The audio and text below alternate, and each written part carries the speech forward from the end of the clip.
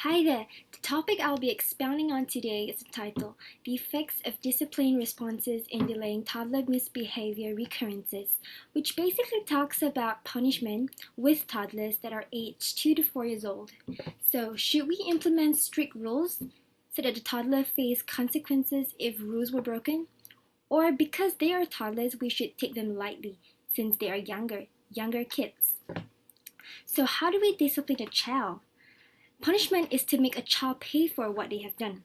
And positive discipline is basically allowing the child to learn from their mistakes. First, you empathize with the child, then you focus on their solutions. So, how does punishing a child work? How is reasoning involved when a child is being punished? This article elaborates the relationship between corporal punishers and non-corporal punishers. Corporal means that there are physical contact involved, which is, for example, caning. The main objectives are to compare how effective is maternal punishment and reasoning, and the combination of both. There are three hypotheses to be determined and tested. Firstly, does different results correspond to different procedures? Secondly, how effective is it when punishment is combined with reasoning? And lastly, corporal punishment, for example, caning or spanking, are they really effective? Throughout the ages, females were told to stay home while parents, the fathers, were supposed to go out to find jobs and to get money. Therefore, in this experiment, there are a total of 40 volunteer mothers with children between age of 2 to 4 years old, and a total of 40 toddlers, 21 boys and 19 girls.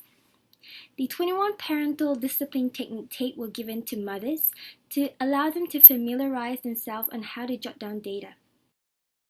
They were given this book to record their data on the discipline record booklet. Techniques such as timeout, withdrawal of privileges, spanking, and more were listed on the tape. The discipline record booklet contains data. They were first to record data when the child physically fights or verbally disobeys the parent, and how each discipline technique the parent is used in response to the child's misbehavior were recorded in the discipline record booklet. Lately, the retest and test reliability was used if it is a new technique to calculate on how the data has been collected. The first and last 2 weeks of the correlating frequency data were recorded and collected. There are 4 categories of discipline responses. Firstly, punishing, reasoning, punishing and reasoning, and punishing nor reasoning. The main and common punishments are timeout, withdrawal of privileges, hand slapping, and spanking. The correlational statistics show that punishment is positively correlated to misbehavior frequencies. However, it shows longer delays until misbehavior reoccurrences, which shows in the contingency statistics. This shows how it will delay the child's mindset if proper instruction or clear communication was not told to the child right after the mistake was made.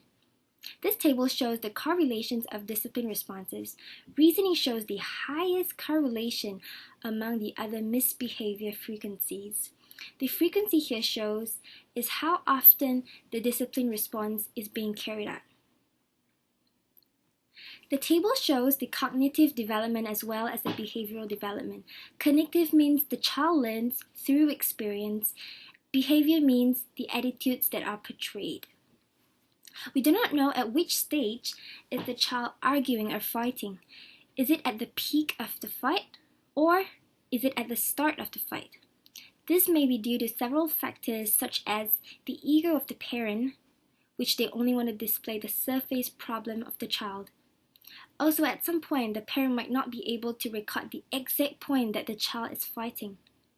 Therefore, such limitations can be overcome if the research team was working with the participant at the same enclosed area with close supervision. In conclusion, differing results correspond to different statistical procedures, such as punishment reasoning combination would be relatively effective as well as non-corporal punishment, whereby no physical punishment is involved, no caning involved. The author specified that punishment was as effective as reasoning, even in parents who were not specifically trained under the 90-minute training that the research team were given.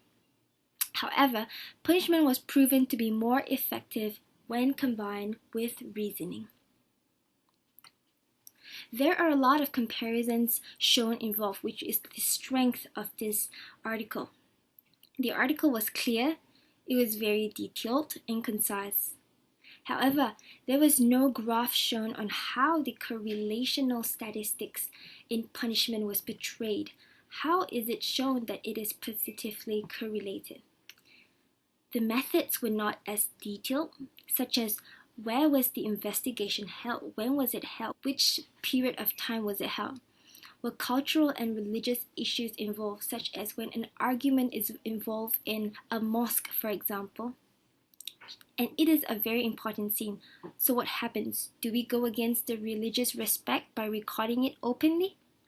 What should we do? Also, an interesting design whereby the mother was to videotape each occurrences.